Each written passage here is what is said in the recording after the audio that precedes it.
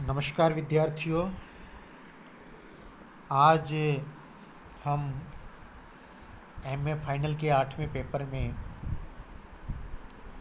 असहयोग आंदोलन की प्रगति पर चर्चा करेंगे।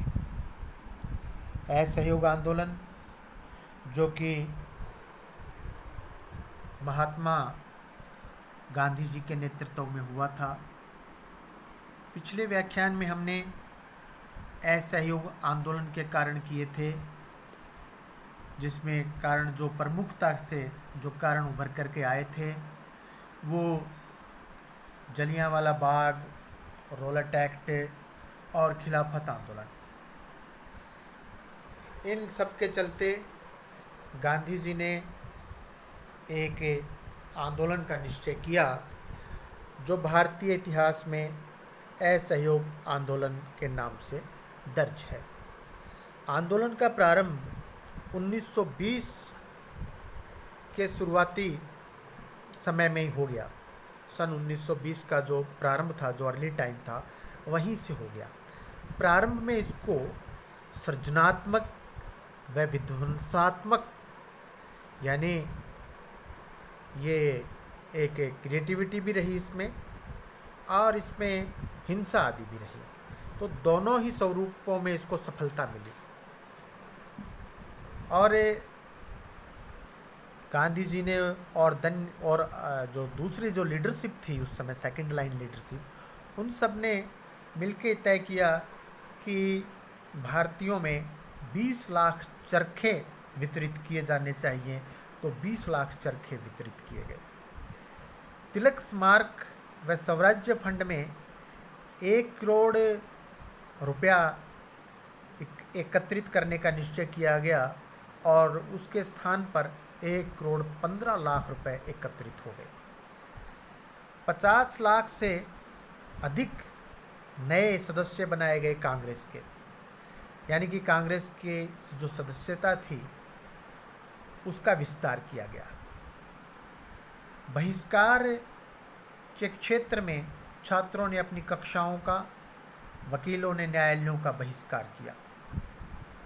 1919 के सुधार कानून के अंतर्गत होने वाले चुनाव से राष्ट्रीय विचारों के प्रत्याशियों ने अपने नाम वापस ले लिए।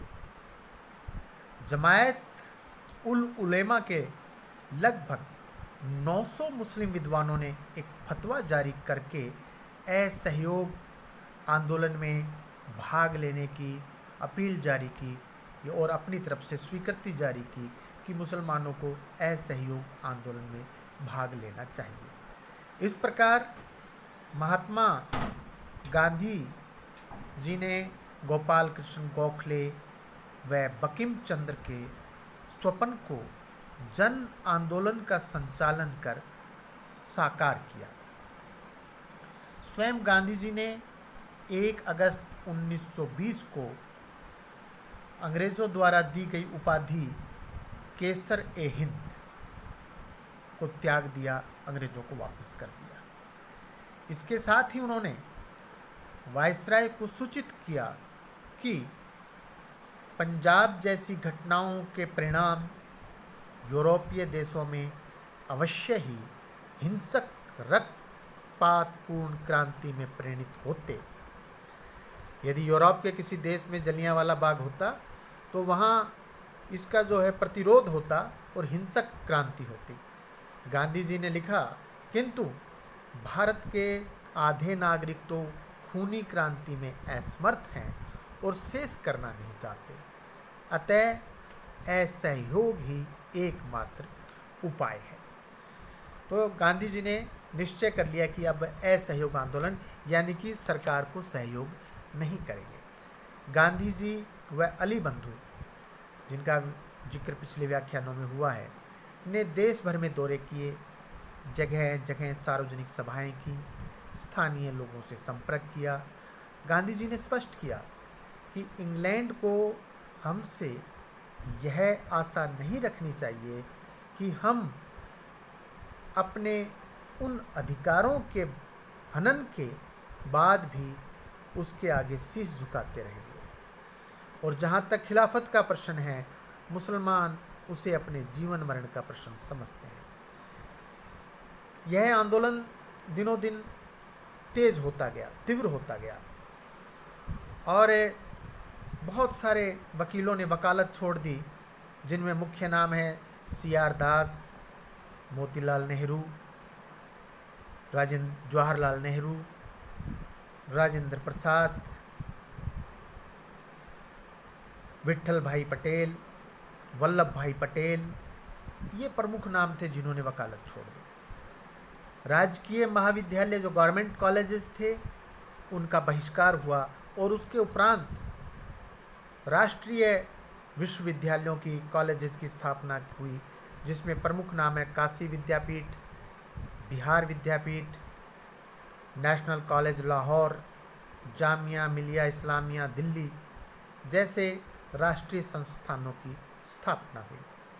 मुसलमान व हिंदू खिलाफत व स्वराज्य की स्थापना के लिए कंधे से कंधा मिलाकर अथक प्रयास करते देखे गए। इस आंदोलन में जून 1920 में मुसलमानों के जो स्कॉलर्स थे, उनकी तरफ से एक फतवा जारी किया गया, और मुसलमानों से कहा गया या तो वे ब्रिटिश सरकार के खिलाफ जिहाद करें या भारत छोड़कर चले जाएं। इस प्रकार की मार्मिक अपील लखनऊ से एक जारी हुई। तो यह आंदोलन हिंदू और मुसलमान दोनों ही जो कौम है, इस आंदोलन में एक साथ एकजुटता के साथ में आगे बढ़ रही थी। उसी समय प्रिंस ऑफ वेल्स का भारत आगमन हुआ। ब्रिटिश सरकार हिंदू मुसलमान एकता पर आश्चर्यचकित थी। वह आंदोलन को किसी भी प्रकार से स्थिर बनाना चाहती थी।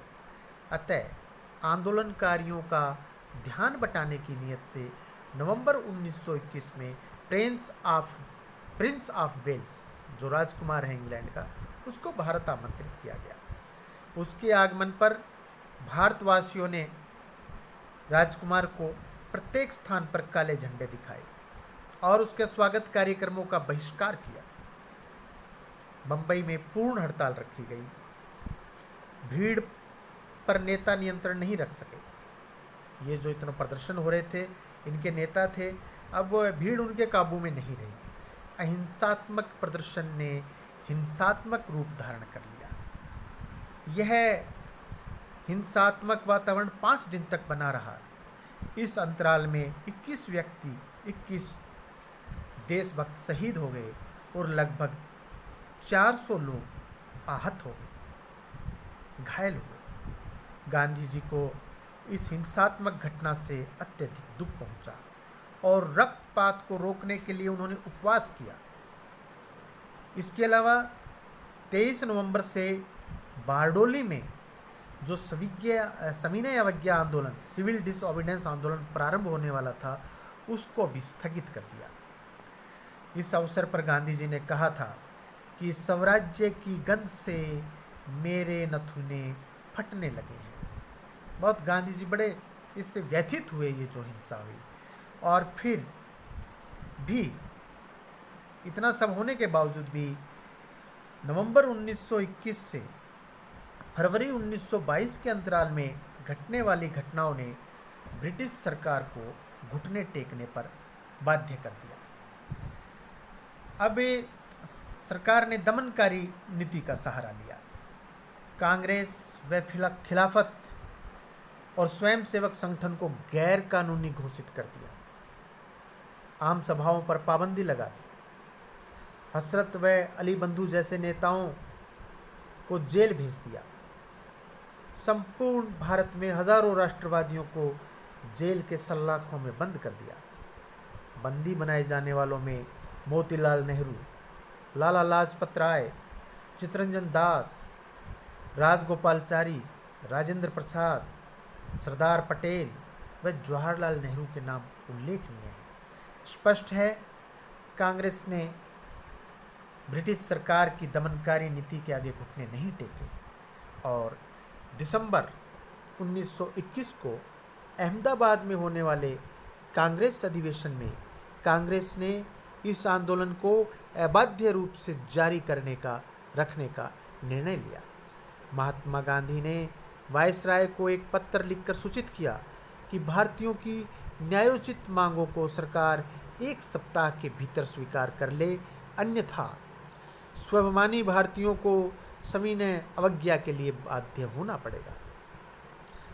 15 दिसंबर, 17 दिसंबर व 18 दिसंबर 1920 को भारत के वायसराय रीडिंग ने इंग्लैंड स्थित भारत मंत्री को तार भेजा और उसने अनुरोध किया कि वह बंदियों को रिहा करने के आदेश दें और साथ में कोई गोलमेज सम्मेलन या कोई वार्ता का आयोजन करें और उस सम्मेलन में सुधारों की घोषणा करें, जो पहले से सुधार है उनमें संशोधन करें। किंतु अफसोस की बात है कि ब्रिटिश सरकार ने वायसराय की इस प्रार्थना को अस्वीकृत कर दिया। उसके बाद केरल में मोपाल विद्रोह हुआ और खिलाफत आंदोलन में स्थिरता आ गई।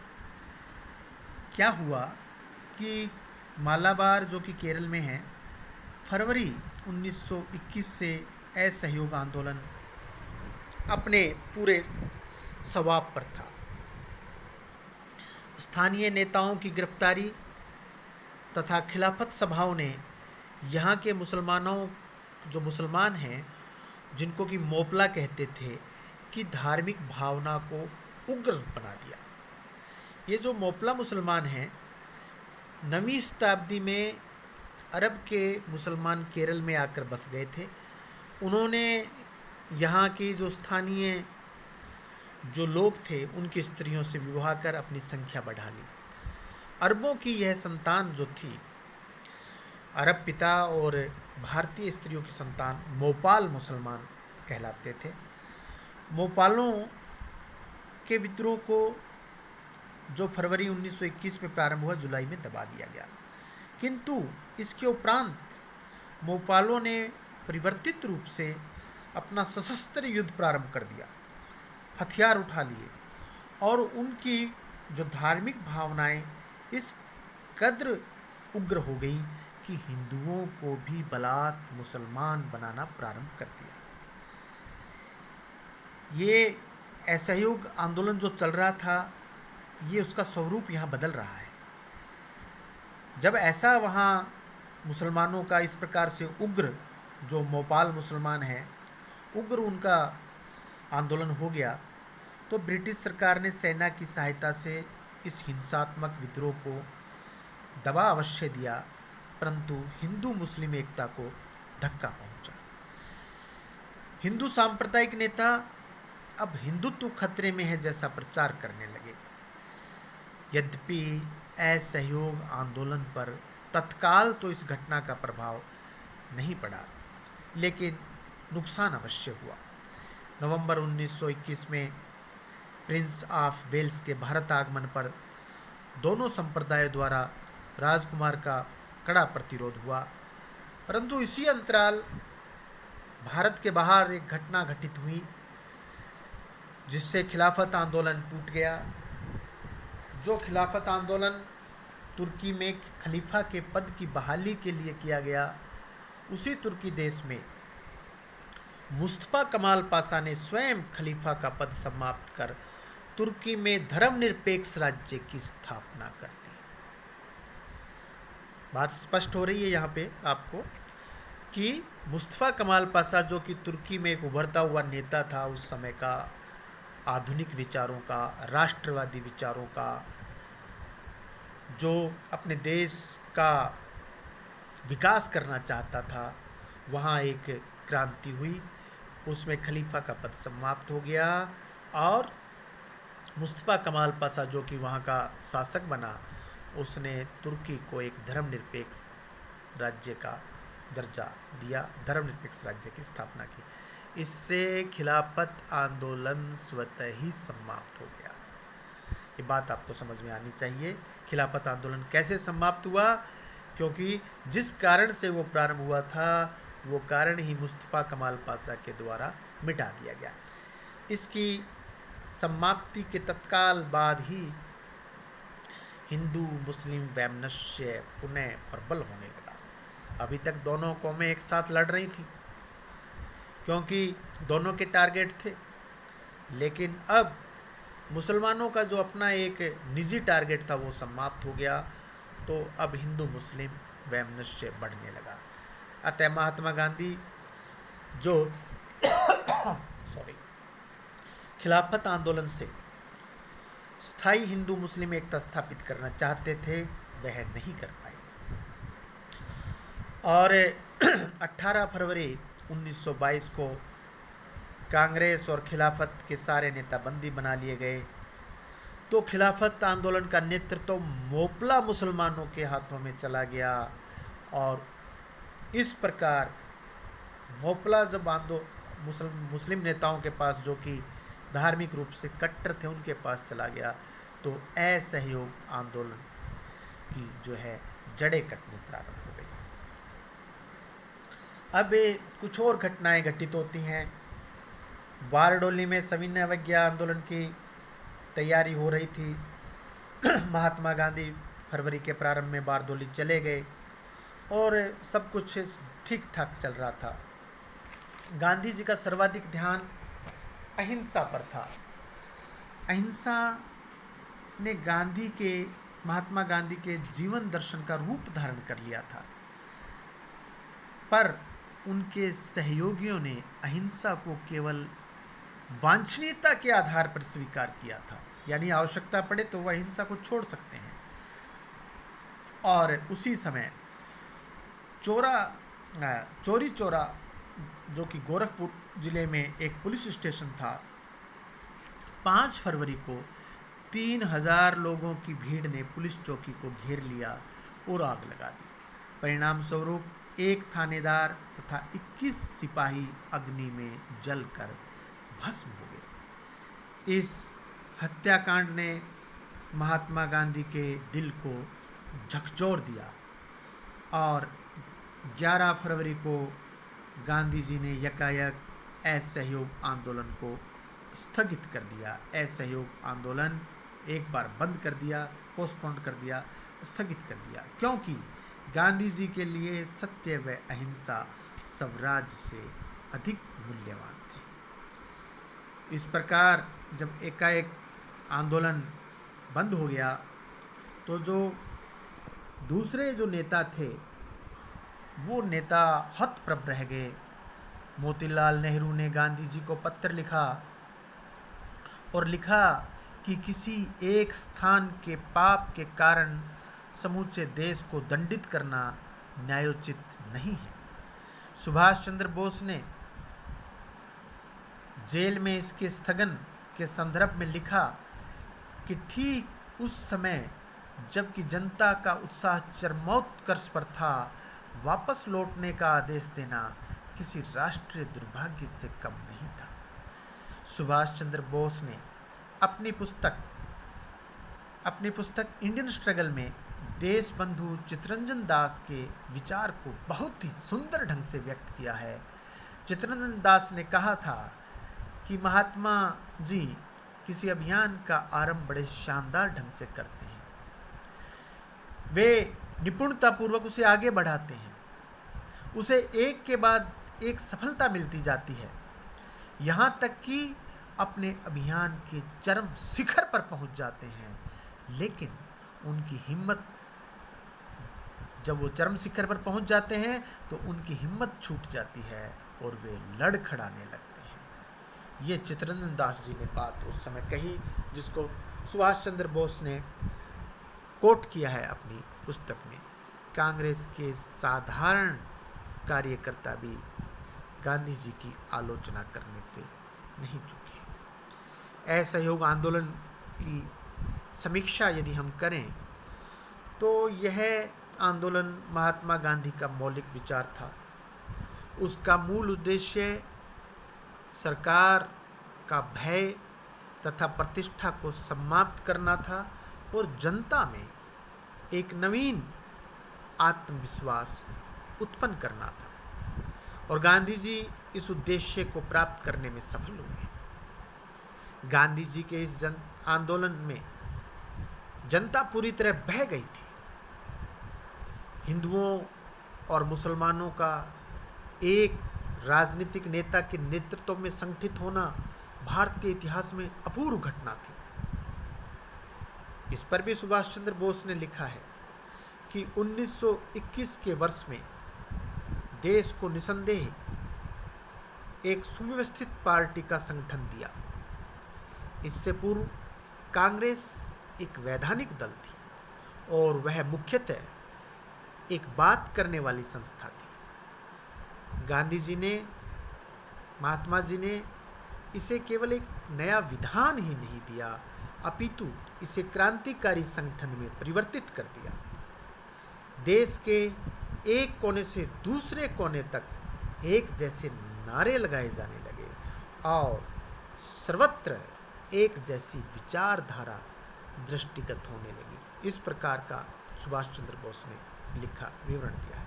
वस्तुतः इस असहयोग आंदोलन से हमारा राष्ट्रीय मुक्ति संग्राम एक कदम आगे बढ़ा। इससे देश में राष्ट्रीय भावना प्रखर हुई। भारतवासी अपने को समझने लगे, अपने को एक समझने लगे। इस आंदोलन ने सही अर्थ में जन आंदोलन का रूप धारण किया। इससे पूर्व कांग्रेस का प्रभाव केवल शिक्षित एवं मध्यम वर्ग तक था, परंतु अब इसका प्रभाव कृषक व श्रमिक वर्ग पर भी दृष्टिगोचर होने लगा। निसंदेह इस आंदोलन से राष्ट्रीय चेतना भी जागृत हुई। इसके अलावा इस आंदोलन के उपरांत कांग्रेस ने सक्रिय आंदोलन करना अपना एक कार्यक्रम बना लिया।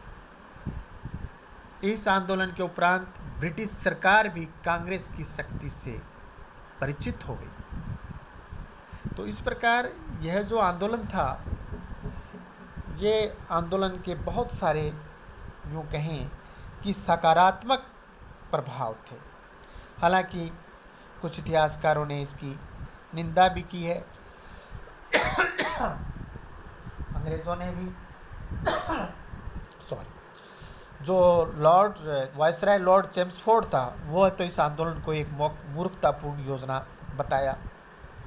वो बताएगा क्योंकि वो विरोधी था और यह धारणा उसकी से हम सहमत हो भी नहीं सकते। रजनी पामदंत ने लिखा है कि असहयोग आंदोलन पूंजीपतियों के नेतृत्व वाला आंदोलन था। इसमें कांग्रेस ने जनता को संगठित किया, किंतु इस पर नियंत्रण पूंजीपतियों का था। इसलिए यह अहिंसात्मक आंदोलन एवं 10 वर्ष उपरांत होने वाला सविनय अवज्ञा आंदोलन कुछ उपलब्धियों के बावजूद विफल रहा। तो रजनी पामदंत भी इसकी आलोचना कर रहे हैं। सुमित सरकार भी कह रहे हैं कि यह आंदोलन कुलीन वर्ग का आंदोलन था। और आरसी मजूमदार कहते हैं कि हाँ, अहिंसा की भावना भारतीयों के हृदय में घर नहीं कर सकी। जहाँ तक हिंदू मुस्लिम एकता का प्रश्न है, गांधी मानव स्वभाव व इतिहास को समझ नहीं सके। यह अंतर केवल भावनात्मक आधार या कुछ नारों से नहीं मिटाया जा सकता था। तो गांधी हिंदू मुस्लिम को एक करने में भी असफल रहे।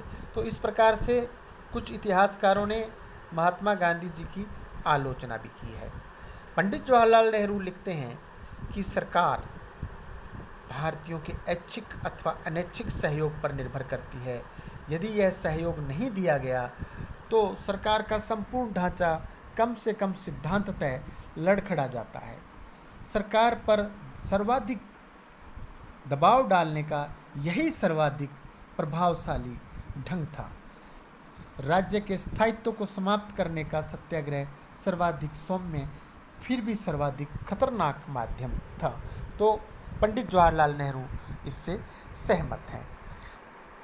गांधी जी को अब यह समझने में विलंब नहीं लगा कि राष्ट्र मुक्ति में इस आंदोलन से जो हम यूँ कहें कि गांधी जी ने क्या सीखा, तो गांधी जी को यह समझने में विलंब नहीं लगा कि राष्ट्रभक्ति में सामाजिक कुरीतियों एवं आपसिक मतभेद भी बाधक बने हुए हैं। अतः यदि आंदोलन कोई करना है और उसको सफल बनाना है तो देश में जो सामाजिक कुरीतियाँ हैं और जो मतभेद हैं उनको मिटाना आवश्यक है। तो गांधी जी ने इस आंदोलन से कुछ सबक भी लिए और एक सबक यह है कि सामाजिक कुरीतियाँ और मतभेद को जो है मिटाना है। और फिर परिणाम क्या हुआ कि गांधी जी और कांग्रेस ने इस दिशा में प्रयास किए और अछूतों की स्थिति में काफ़ी सुधार आया। कांग्रेस के इस ओर ध्यान देने पर ब्रिटिश सरकार ने भी उन पर ध्यान देना प्रारंभ किया। इस आंदोलन का शिक्षित व मध्यम वर्ग पर तो प्रभाव पड़ा ही, परंतु किसान और श्रमिक वर्ग भी कांग्रेस के बहुत समीप आ गया। किसानों ने कांग्रेस को गांवों में लोकप्रिय बनाया तो श्रमिकों ने नगरों में लोकप्रिय बनाया। लंकाशायर से वस्त्र का जो आयात करने वालों के लिए 1921 का आंदोलन वरदान सिद्ध हुआ।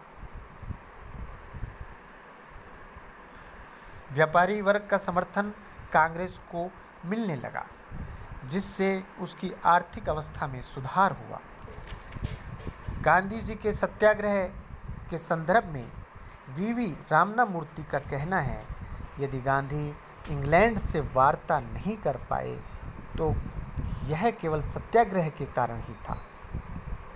मालिक और गुलाम का पुराना संबंध समाप्त हुआ और उसका स्थान एक संवाद में दो बराबर साझेदारों ने लिया। तो पहले जब भी भारतीयों की अंग्रेज़ों से बात होती थी तो वो एक तरफ मालिक है, एक तरफ उसका गुलाम है, इस प्रकार बात होती थी। अब इस आंदोलन का प्रभाव यह हुआ कि अब बातचीत में दोनों बराबर समझे जाने लगे।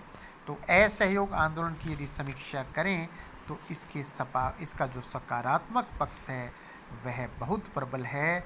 पहली बार भारतीयों ने कोई आंदोलन किया, पहली बार भारतीयों ने कोई आंदोलन करना सीखा, आंदोलन क्या होता है, कैसे किया जाता है और उसके क्या लाभ मिल सकते हैं, ये सब असहयोग आंदोलन से भारतीयों ने जाना। धन्यवाद।